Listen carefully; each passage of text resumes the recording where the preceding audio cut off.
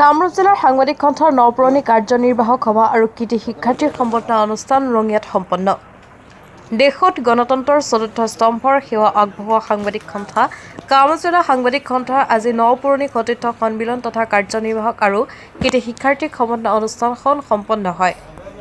আজি দিনৰ 11 বজাত ৰঙিয়াৰ মিলন হোটেল আৰু ৰেষ্টুৰেণ্টৰ সভাকক্ষত আয়োজন কৰা সাংবাদিক সন্থাৰ সতীৰ্থ সন্মিলনত যোৱা 31 মাৰ্চত অনুষ্ঠিত হোৱা অধিৱেশনত গঠন কৰা নতুন সমিতিৰ বিষয়ববীয়াসকলৰ চাহ-চিনাকি আৰু প্ৰমাণপত্ৰ বিতৰণ কৰা হয়।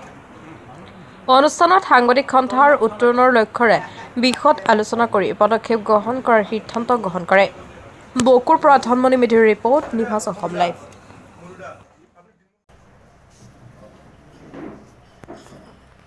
সদ্য প্ৰয়াত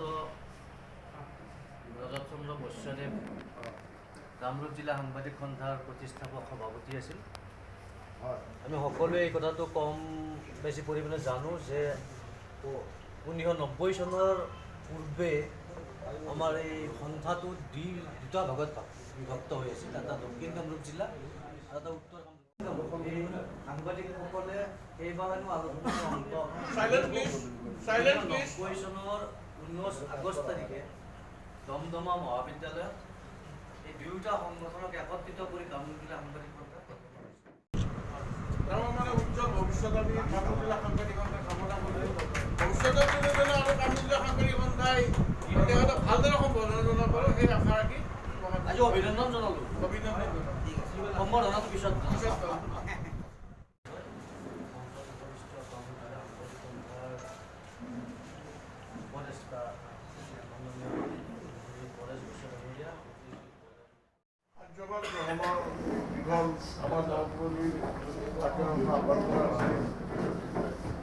মই পোনপ্ৰথমে